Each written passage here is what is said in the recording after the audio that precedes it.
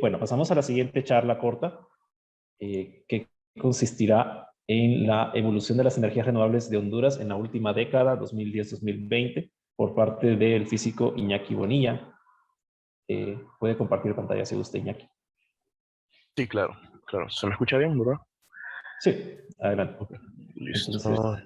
Deja preparar esto aquí. Ok, me confirma si se ve la pantalla. sí, sí se ve. Ok, Li- bueno, antes de empezar, pues una breve semblanza de Iñaki, ¿verdad? Él actualmente está cursando la carrera de física en la Universidad Nacional Autónoma de Honduras. Y bueno, sin más preámbulo, pues lo dejamos con su participación. Muchas gracias. Bueno, como dijo, mi nombre es Iñaki Bonilla y les vengo a hablar un poco acerca de la investigación que realicé junto a mi colega Denis Cruz y con mi asesor, el máster Gerson Álvarez, que se trata de la evolución de las energías renovables en Honduras en la última década, específicamente de 2010 a 2020. Bueno, les hablaremos acerca un poco del contexto histórico de la energía eléctrica en nuestro país, nuestro objetivo de investigación, les describiré cada una de las energías renovables que hay en nuestro país y les mostraré una comparación de la generación a través de las energías renovables con la generación a base de combustibles fósiles y concluyendo con un par de conclusiones. Ok, comenzando con el contexto histórico, pues en nuestro país el primer sistema alumbrado eléctrico que hubo fue en el año 1892, principalmente en las ciudades de Tegucigalpa y Comayagüela.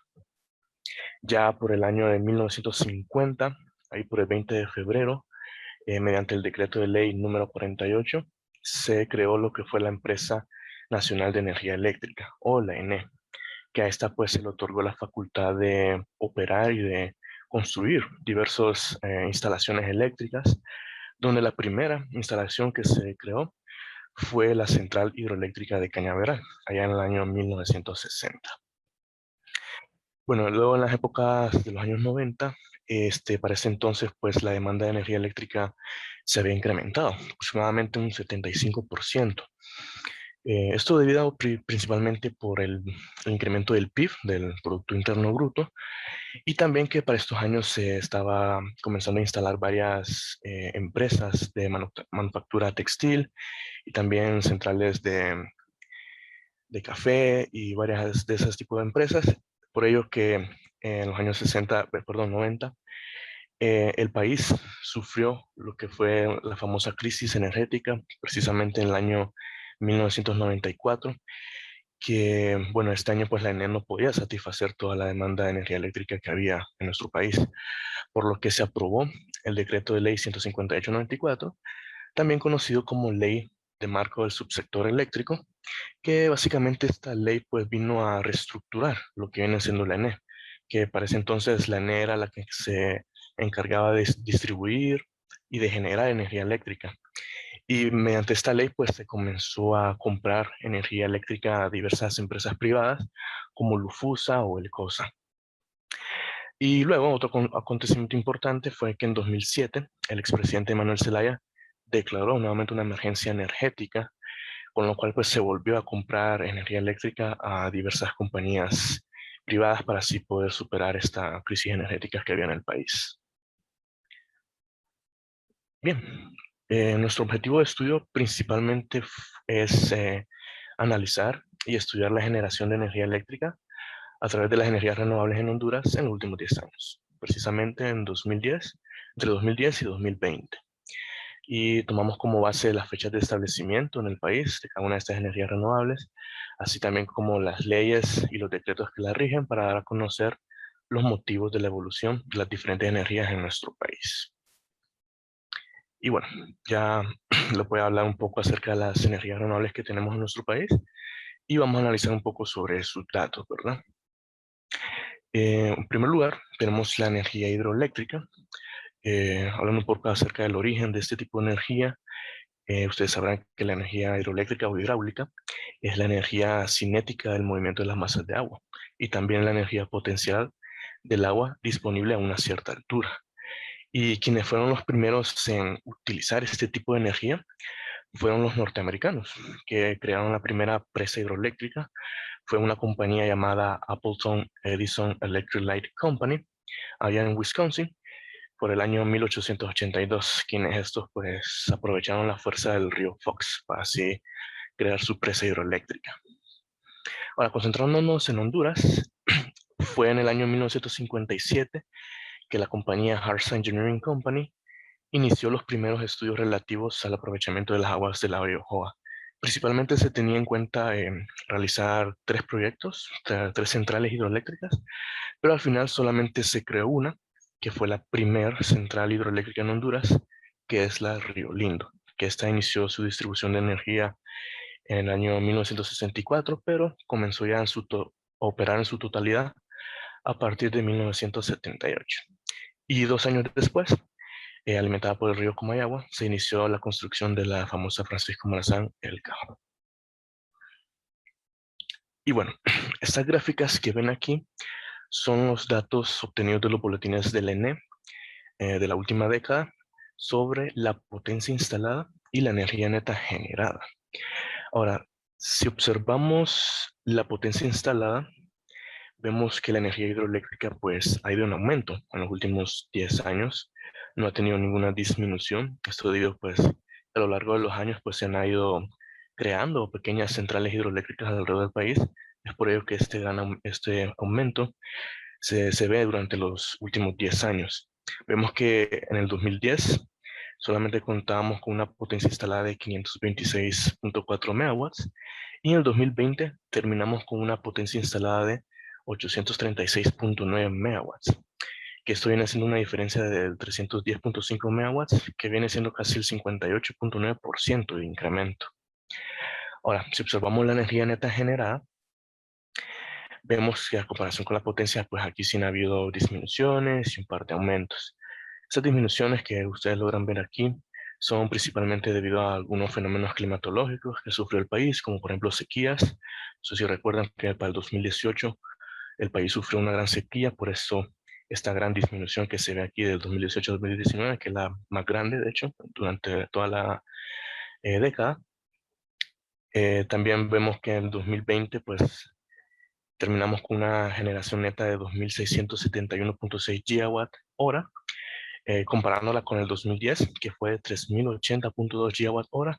Esta representa una disminución de casi 408.6 gigawatt hora, que viene siendo el 13.3%. Esta disminución principalmente se debe, pues, recuerden que en el 2020 sufrimos lo que es la pandemia del COVID, se pausó varias centrales, al igual que sufrimos los 2 huracanes, ¿no?, de ETA y IOTA. Bien, tenemos también la energía de biomasa, que esta energía es la que se obtiene pues, principalmente de compuestos orgánicos mediante procesos naturales. Y bueno, esta energía supone 1/3 del consumo energético en África, Asia y Latinoamérica. Y es considerada la principal fuente de energía en los hogares de más de 2.000 millones de personas. Bueno, respecto a Honduras, la primera planta de biomasa que tuvo lugar aquí en el país fue CASA, allá por el 1938, el 20 de octubre precisamente. Eso mediante un grupo de empresarios sanpedranos que llamaron a una compañía llamada Compañía Azucarera Hondureña, o CASA. Luego, con el paso de los años, pues Guatemala vino con su tecnología de este tipo de plantas de biomasa, mostrándonos que se podía aprovechar desperdicios, también cultivos energéticos, y desde ese entonces pues se comenzaron a hacer ingenios cogeneradores de energía eléctrica, con lo cual pues se creó lo que viene siendo la primera planta ya con el único propósito de generar energía eléctrica, que fue la Honduras Green Power Corporation, que esta planta pues inició su generación allá por el mes de diciembre en el año 2016. Bueno, nuevamente les muestro los datos de este tipo de energía, de la biomasa, potencia instalada y energía neta generada. Si analizamos la potencia instalada, vemos que también ha ido en incremento, a pesar de 2012-2013 hubo una pequeña disminución. Esto pues más que todo porque en estos años se cerraron un par de centrales de biomasa, pero con el paso de los años pues se fueron agregando más. hasta que llegaron hasta 2016, que se mantuvo más o menos constante. Si pueden ver que anduvo por los 220 megawatts instalados, pero hasta el 2019 se creó pequeño incremento y terminó en 2020 con 221.4 megawatts, comparándola con el 2010, que solamente había 91.5 megawatts de potencia instalada, que esto viene siendo casi un 141% de incremento, bastante alto. Ahora, si vemos la energía neta generada, vemos que, bueno, han habido como unas variaciones, ¿no? Vemos que en los inicios de la década se mantenía más o menos constante, no pasaba de los 200 gigawatt hora, pero a partir de 2015 se dispara hasta 2017, que se tiene la máxima generación de energía neta, pero luego vuelve a caer y se mantiene hasta los 400 gigawatt hora. Vemos que para el 2020 se mantuvo en 420.5 gigawatt hora, comparándola con el 2010, que fue de 142.1 gigawatt hora, que viene siendo esto una diferencia del 195.9% de incremento, bastante alto también.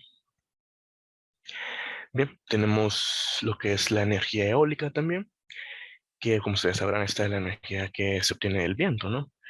De hecho, se considera que el potencial eólico es unas 20 veces el actual consumo mundial de energía.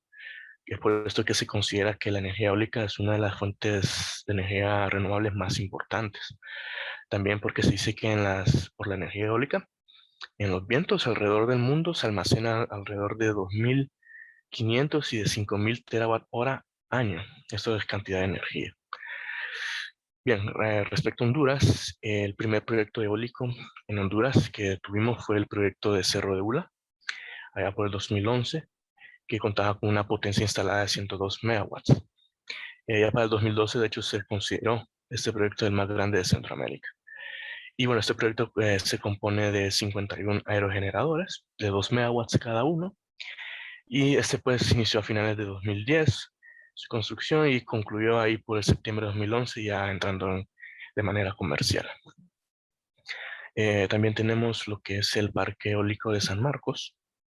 Esta cuenta con 50 megawatts de instalación, de capacidad instalada. Y este parque eólico comenzó su operación allá por el 1 de enero de 2015, ya un año después de su construcción. Y también tenemos lo que es el parque eólico de Chinchayote, que igualmente contiene 50 megawatts de capacidad instalada, y este inició su operación comercial ya en diciembre de 2017. Bien, analizando los datos, si observamos la potencia instalada, pues vemos que han habido incrementos simplemente. Vemos que los primeros 3 años, de 2011 a 2013, se mantuvo constante. Esto debido a que para estos años solamente había un parque eólico, que era el de Cerro de Ula, que por cierto, este incremento que se da aquí del 2013 a 2014 es debido a la implementación de los siguientes parques eólicos de San Marcos, y este de aquí, este incremento de 2016 a 2017 es debido al parque de Chinchayote. Y vemos que para el 2020 terminamos con una potencia instalada de 235 megawatts, comparándolo con 2011, que fue el primer año que tuvimos energía eólica, que fue solamente 102 megawatts. Esto representa casi un 130.4% de incremento. Ahora, si observamos la energía neta generada, vemos que han habido incrementos y disminuciones también a lo largo de los años. Vemos que, bueno, se ven estos grandes incrementos entre 2014, 2015 y 2017, 2018. Estos incrementos se deben, pues, principalmente a la incorporación de los parques eólicos, ¿no? De San Marco y de Chinchayote. Vemos que también que se van disminuyendo con el paso de los años. Esto, pues, debido a los diversos fenómenos climatológicos que sufre el país, pues se ve afectado en este tipo de energía, ¿no?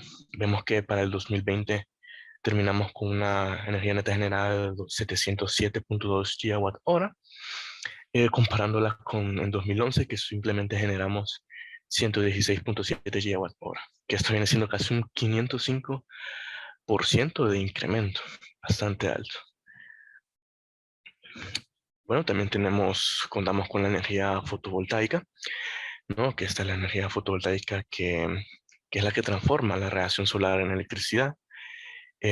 Bueno, todo esto comenzó por el francés Alexander Edmond Becquerel, quien en 1838 pues descubrió lo que viene siendo el efecto fotovoltaico y que gracias a ello Charles Fried, ahí por el 1883, un estadounidense, viene siendo, creando lo que viene siendo la primera célula fotoeléctrica, que luego en el laboratorio Bell, ahí por 1954, cogieron esta célula fotoeléctrica y la mejoraron, terminando así con una eficiencia del 6%. Es por ello que ya para el 1956 se comenzaron a utilizar los primeros módulos solares ya de manera comercial en diversas casas alrededor de Estados Unidos. Bien, respecto a Honduras, eh, fue en 2012 que varios ejecutivos de distintas empresas decidieron instalar paneles solares en sus respectivas empresas. Esto más que todo para poder generar su propia energía. Pero ya las primeras, digamos, instalaciones a gran escala fue en 2015. Ahí en la zona sur, en el departamento de Valle, se instalaron varios parques solares que en total formaron alrededor de 388 megawatts de instalación y que para el 2016 se agregaron 45 megawatts más. Y bueno, actualmente la energía solar o la fotovoltaica aporta alrededor de un 20% a la matriz eléctrica. Ahora, si miramos los datos, vemos que con la potencia instalada, la capacidad instalada, vemos que han habido incrementos simplemente entre 2015 hasta 2018 y de ahí se mantuvo constante. Esto debido, pues, desde 2018 no se ha implementado ni un nuevo parque solar en el país, no se ha construido.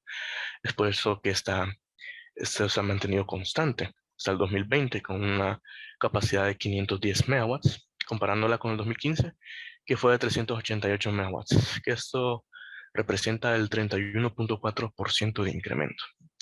Ahora, si observamos la energía neta generada, vemos que han habido aumentos y pequeñas disminuciones a lo largo de la última década. Estas pequeñas disminuciones igualmente se deben a diversos fenómenos climatológicos que ha sufrido el país y vemos que en 2020 terminamos el año generando alrededor de 1044.7 gigawatt hora. Y comparándola con el 2015, su primer año de generación, que solamente se generó 417.2 gigawatt hora. Esto viene siendo casi el 150% de incremento. Y bien, tenemos también la geotérmica, por último, que esta energía pues es aquella que se obtiene por el aprovechamiento del calor de la Tierra. Quienes fueron los primeros en utilizar este tipo de energía fueron los italianos, allá en un pueblito llamado Landerello, en 1904, que se creó la que viene siendo la primera, digamos, central geotérmica en el año 1913, con una capacidad de 250 kilowatts. Pero no fue hasta en 1930, en Reykjavik, Islandia, donde ya se comenzó a utilizar de manera comercial, como una red de calefacción urbana, que esa pues era alimentada por energía geotérmica. Y en 1945 llegó a América. En Estados Unidos se instaló lo que viene siendo la primera bomba de calor geotérmica en una casa allá en Indianápolis. Ahora, respecto a Honduras, fue hasta en 2018 que el gobierno de Honduras y ejecutivos de la empresa de capital estadounidense israelí Ormat inauguró la primera y por los momentos la única planta geotérmica en Honduras. Esta la inauguraron allí en la comunidad de Platanares, la Unión Copán, que es en la zona occidental del país. Y pues bueno, esta planta cuenta con una capacidad actualmente de 39 megawatts y genera casi el 3% del total de energía inyectada al sistema interconectado, o sea, la matriz eléctrica, que esto viene siendo casi el 307 gigawatt hora. Pero si analizamos los datos nuevamente, Iñaki, sí, dime. disculpe, le quedan 5 minutos. Ok, listo. Vemos que la capacidad instalada pues se ha mantenido casi constante. Solamente en 2019 tuvo una pequeña modificación la empresa y aumentó en un 11.4%, llegando terminando con 39 megawatts. Y la energía neta generada pues se ha mantenido casi constante, alrededor de los 300 gigawatt hora. Solamente que este salto, este incremento se debe porque en 2017 La planta comenzó a operar ya a finales del año, pues, entonces por eso generó poco, alrededor de 92 gigawatt-hora.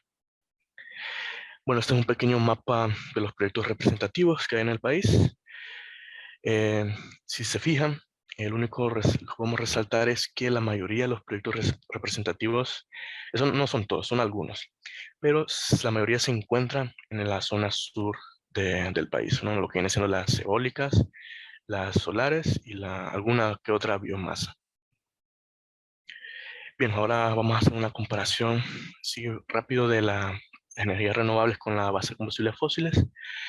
Respecto a la potencia instalada, bueno, al inicio de la década, pues quien mandaba eran la de base de combustibles fósiles, como pueden ver en esta gráfica, y no fue hasta en 2015 que las renovables superaron a las de base de combustibles fósiles. Esto debido a la implementación de los parques eólicos y fotovoltaicos, por esto que vemos este gran incremento en la potencia instalada alrededor en los últimos 10 años. Si observamos la energía neta generada, vemos que igualmente en los primeros 5 años de la década, la energía a base de combustibles fósiles era la que dominaba el país, la que generaba más, pero fue hasta en 2016 que las renovables llegó a alcanzar la de base de combustibles fósiles y para el 2017 la terminó superando y tomando control, que por los momentos sigue siendo las renovables, las fuentes de energía renovables, las que generan más energía en nuestro país. Bien, esta es una tabla ya un poco más general de todas las energías que contamos en el país en los últimos 10 años.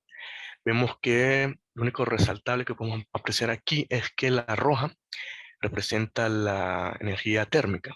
Vemos que pues, en los últimos 10 años ha sido la que ha dominado, pero a pesar de eso, han habido ciertos periodos de tiempo, como por ejemplo aquí en 2010, entre 2017 y 2018, que esta azul, que es la hidráulica, ha superado a la térmica. Esto debidamente, por ejemplo, aquí en el 2017 se debe a, pues, a la disminución del precio del petróleo. También aquí en 2020, debido a los huracanes de Eta y Iota, se generó un poco más de energía hidráulica, por eso llegó a superar a la térmica. También vemos que la mayoría de las otras energías, como la eólica, la fotovoltaica, esta azul, la biomasa, les cuesta llegar a superar lo que viene siendo los 100 gigawatt hora en lo que viene siendo en la última década. Bien, ahora una descripción más, digamos, específica. Esta es una gráfica entre renovables y combustibles fósiles. Vemos que efectivamente al principio de la década, pues los combustibles fósiles fueron los que dominaban en la generación, llegando hasta el 2016, que las renovables pues llegan a igualar un periodo corto de tiempo a las de combustibles fósiles. Y ya para el 2017, pues las renovables superan a las de combustibles fósiles, tomando el control, como les dije, a pesar de que en 2018 hubo una pequeña disminución, esto por lo de la energía eólica, perdón, energía hidráulica, por la sequía que hubo en el país. De hecho, también la combustibles fósiles, pues el país comenzó a utilizar más ese tipo de energía para contrarrestar esta caída, pero aún así no llegó a alcanzar las combustibles fósiles a las renovables. Y bien, ya terminando, concluyendo, en primer lugar, pues vemos que la potencia instalada total, vemos que en 2010 simplemente contábamos con 1610.3 megawatts de potencia instalada, pero ya para el 2020 contamos con 2817.4, siendo esta una diferencia de 1207, alrededor del 75%, que principalmente este incremento principalmente se debe a las energías renovables, ¿no? Que pues se fueron agregando con el paso de los años. En segundo lugar, respecto a la energía neta generada, podemos ver estas dos gráficas, una comparación entre el 2010 y 2020, la energía neta generada que había entre esos 2 años. Vemos que ya para el 2020 pues hay una mayor como diversidad de, fuentes de energía. Vemos que en el 2010 solamente contábamos con 3, la hidráulica, la térmica y la biomasa, que la térmica era la que dominaba, ¿no?, en la generación con un 52%. Y ya para el 2020 ya contamos con más, ya tenemos la solar, la eólica, la geotérmica, pero aún así, sorprendentemente, la térmica sigue siendo la que genera más. El 2020 terminó con una generación de 307,96%. Y eso sería todo. Muchas gracias. Bueno, muchas gracias, Iñaki, por esta interesante plática. Hay una pregunta en el chat de Ibelice Castillo. Pregunta por la diapositiva 10, que la potencia instalada que aparece ahí incluye a las plantas térmicas o solo a las presas privadas, perdón, a las plantas térmicas y las empresas y las presas privadas o solo a la N. Ok, Es la vamos. diapositiva 8 más bien. La 8. 8, ok, la Sí. 8. Esta solamente es de la, bueno, es de energía hidroeléctrica, pero es de todas, tanto las privadas como las institucionales, como las del ENE, de las dos. Ok. ¿Puedo Bien, no hacer sé si otra hay... pregunta? Claro, por supuesto. Gracias.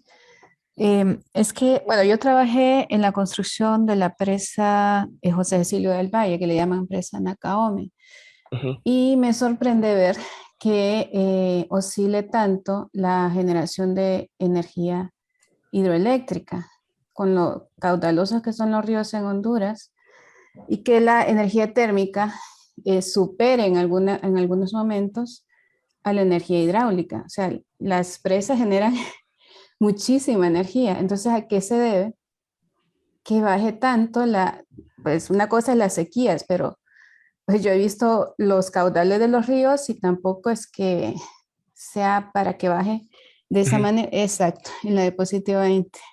Así como se ve ujú, que baja tanto la producción de energía hidráulica y que además se recupera y ujú. se eleva tanto de repente, ¿a qué se debe eso? Bueno, las caídas principalmente, aparte de los fenómenos climatológicos, se ve a que también a lo largo de los años se han ido cerrando algunas centrales también, unas pequeñas centrales que hay alrededor del país. Entonces, por esto es que se genera menos. Y también por estos aumentos, principalmente se deben a las diversas lluvias que ha sufrido el país también, ¿no? A lo largo de los años, cuando llueve bastante, pues las hidroeléctricas empiezan a generar más. Y por esto estos grandes aumentos que usted puede ver aquí, por ejemplo, en el 2017 o este de 2020, por ejemplo, usted sabe que por lo de los huracanes Eta y Iota, este gran aumento se debe a eso. Pero principalmente las disminuciones es a los efectos climatológicos y también porque se han ido cerrando algunas pequeñas centrales que generaban energía eléctrica. Ahora llama la atención en noviembre, diciembre de 2017 cómo bajó la energía térmica y Ujú. cómo se incrementó tanto la energía hidráulica, igual ahora a finales de 2020. Aquí se entiende que es por los huracanes, pero el bajón de la energía térmica, ¿a qué se debe? Principalmente a la disminución del precio, bueno, al aumento del precio del petróleo que hubo en esta época. El país pues decidió dejar de utilizar esta energía, la térmica, y pues se comenzó a utilizar más la hidráulica.